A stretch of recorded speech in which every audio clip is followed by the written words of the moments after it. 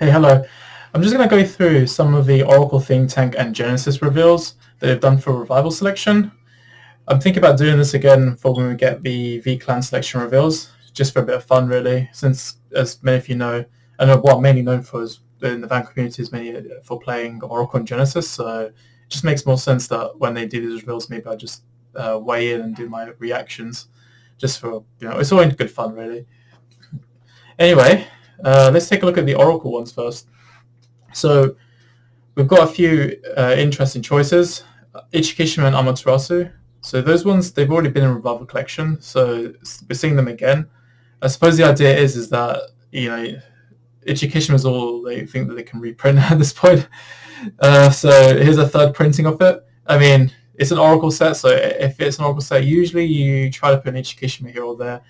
I think I should really go back to every set that featured Oracle Think Tank since G-Set 12 and just see how what percentage of them actually had some form of Ichikishima featured, just for a bit of fun, really. Then we've got Amaterasu, the G-Guard. So yeah, this one I've got a whole box as well of this card. There's triple rare with no border, the Revival Collection version, but I've got like 4 SPs anyway from the Trinity Dragon set. I was quite big on that set. I went and collected like every SP, including the Amaterasu and that Susanoo as well, that we can see next to the Amaterasu, and the Perfect Guard as well that we see beneath it. So yeah, that's quite an interesting one. Ichikishima, I've got like a whole a whole like 9-card page of that card in triple rare with the no border. And I've got like a playset of the original SP as well. So if I get these, then I'm just going to end up with even more than I need. It does seem like there is a grade 3 in each of these Revival selection packs, which I think are supposed to be the iconic picks. So they're not necessarily picks based on what's desired or what's what people want to see as foils. I think they just go for that just to sort of, I guess, introduce new players to what defined that clan really during that era. And this is a pretty good choice, honestly, better than Battle Sisters, because where were Battle Sisters for like most of the era? They just kind of came out of nowhere right in the last minute, and then they took our Stratus' spot for Susanoo in the Revival collection, which I think a lot of people have noticed that every Strider got their Stratus assist except for Susanoo, which ended up with the Battle Sister one instead. Which for me that's kind of a good thing, because I already have the SP ones anyway, so I don't really need to get the upgraded ones, and Battle Sisters were already single rare only anyway at the time, so I kind of benefit from that one just to bling out my Battle Sister deck. We've got also some triggers, so I think these may have been from the Japanese trigger campaigns. They did foil trigger campaigns. Over here we only ever had the critical vanilla triggers, but I think they had like Psychic Bird and Nono as their foils, so they're sort of, I think, catching up on choices. Don't quote me though. I do need to check this just to be sure, to see which of these are actually from that campaign among all these different clan packs. But it's very possible that they base the decisions on that. So that probably explains why they didn't pick like Carp, or I guess some people wanted Oko as well. I don't think Oko would have been as great because she has like at least a rare version, and well, she's very underplayed anyway. But yeah, Efficient Carp would have been a really good one to get. But hey, we got the chance to get more Revival Collections features, so there's always that. We can always get another shot at it. And as for strides, actually, there is a stride they could have probably printed. I know, like Ichikishima, the whole clan sort of revolves around that stride now, but there is the Tsukuyomi stride, which I think would have been good. A lot of people think that should have been the pick instead, because Ichikishima is very easy accessible. I know, like other ones though, they're not quite as popular. So, like the Kama Susanos, the triple rare ones, they're easy enough to get. They're already low value, so they don't really need a reprint. And even then, not everyone plays them. You've got the GR Kama Susanoo, which is sort of a one-off anyway, if you do play them. You got Waka Hirome, which may have been good because of the infinite loops that you can do. And yeah, Bowser's Stoller may have been a good one actually, but I don't know what the value is for that card actually. Last I checked it was like £6 or something. It may have gone up because of the Battle System clan selection support. We've got also Amaterasu Koni, the Perfect Guard. This is also from Trinity Dragon, just like Amaterasu and Susanoo. So this is a pretty decent choice actually. I don't think it's going for that high anyway, but I mean, then again, there's not really that many sorted Oracle cards you could have chosen, so it is what it is, really. Like, they're really well. I think the only one I can think of from Geo that's actually overpriced is the Tsukumi Stride.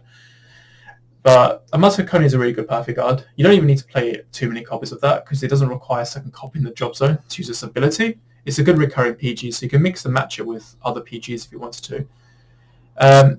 You've got also Komega, so this is my personal favorite one out of the pack because it's the one that I'm probably going to make more use of. So that one having the foil treatment is pretty good. It's not just played in Megas, actually. You could also run it in say Susano or Ichikishima base decks. So if you wanted to countercharge, you can always just see the top card and then use Komegas to countercharge too. It's a very handy card. It doesn't require Megas Vanguard, so it's a pretty good choice. It's from G-Set 5 as well. And G-Set 5 commons, they are quite tricky to pick up. That set I don't think wasn't printed excessively, so that is a pretty decent choice actually, I think. And another thing I kind of wanted to cover actually, Psychic Bird. There's like 4 different artworks of that card. We've had the Trinity Dragon foil, the triple rare foil. We've had the V-Series trial deck foil as well. And now we've got the original artwork as a foil. So that means that the only one of 4 artworks left that doesn't have a foil is actually the Unite Q4 V-Set 1 version. So yeah, we could maybe see that one day, who knows. But yeah, I think this is a pretty nice pick, I think. Like, Psychic Bird is a staple. Every Oracle Think Tank player, in my opinion, should play that. It's just that good. And then we'll move on to Genesis. So yeah, this one is quite interesting. We've got like 4 common cards in the bottom row, so this is more about the bling in this case. And as you may notice, they're all cards that have been featured in the Fenrir combos: oranges, grapes, taro, Gelja.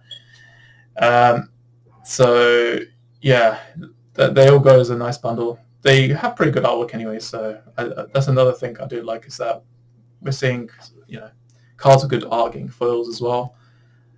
And we've also got up here on the top row, we've got the Amaterasu Stride. So I don't think there was really that many choices anyway on what to reprint, except for maybe the Minerva Stride. But you can see here they put the grade 3 instead. So that Stride, I think it's gone up in value because of the V-Series Regalia stuff. I mean, there's now more and more ways to get people into Regalia, and you don't really need much of the older stuff. Maybe they could have gone for like the Perfect Guards, the Earth, maybe the Stride. I'll just go off the top of my head here. I don't think there's really much else. Oh, the Stride Assist as well for Regalia. I think those could have been good reprints as well if you wanted to try and lower the entry to Regalia. So who knows, maybe we'll see that in a future Revival collection or Revival Selection, which they've now been called. But yeah, Amaterasu is good.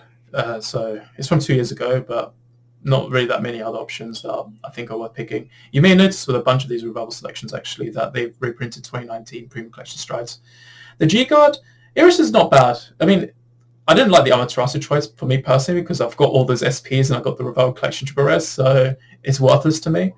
And I would have preferred the Bavrois just so I can actually have a fully SP G-Zone. And I think other people have said the same thing actually in the Oracle Think Tank group, and not many people. I don't think anyone's actually pretty hot on the Oracle pack actually in that group. But it's just opinions. Yeah, I mean, I would have preferred a few different cards, but there wasn't really that much else you could really pick between. Iris, though, I think isn't the right choice. Like, I would have personally preferred Ear because I wanted that in SP, the Regalia G-Guard. That one's the one that was in single rare as well, just like Bavrois was. But Iris is quite hard to get compared to the other G-Guards, so this is actually a good choice in terms of trying to lower the entry to collecting the clan. So I'd say, yeah, Iris kind of needed the reprint, whereas for Ear, it's more so just for bling. So there were 2 good G-Guard choices in that set. And the other G-Guards are kind of one-offs anyway, so like Tagwood and Hanasatsuki. So I don't think they're really the best choices. So yeah, it was either Iris or Era, I think, in my opinion. Minerva. So Minerva is the iconic card that they seem to have picked for this Revival selection. Yeah, I mean, it's not going to see play, I guess, but they've reprinted this before in Revival Collection, with the set with the Sanctuary Guard cards, the Nightmare Doll Alice's, the Night Mist, the Chaos Breaker Dragons, Gauntlet Buster Dragon. Basically, they printed all these cards that were in the OCG, like Ravenhead Ezzels, Balsa's Gelato, all the Sanctuary Guard support. But they also combined it with sorted units as well. So it was quite a good set. But I think one of the cards we didn't really need was the Minerva. But then they also put in like an SP, which didn't have a text box. So I guess there was something there at least. But I think, this is probably like the least important reprint choice. But then again, there's not really... If you're going for iconic units, I don't think you can really find anything that needed a reprint. So I guess they just went with this one. Fair enough, really. So I guess those are my thoughts on the Revival Selection packs. And let me know what you think of Genesis and Oracle packs, or if you play in the other clans, whether you're looking to expand from standard to premium, or whether you're someone who's maybe looking to bring their decks. Just let me know what you thought about your Revival selections, and just have a bit of fun with that in the comment section below.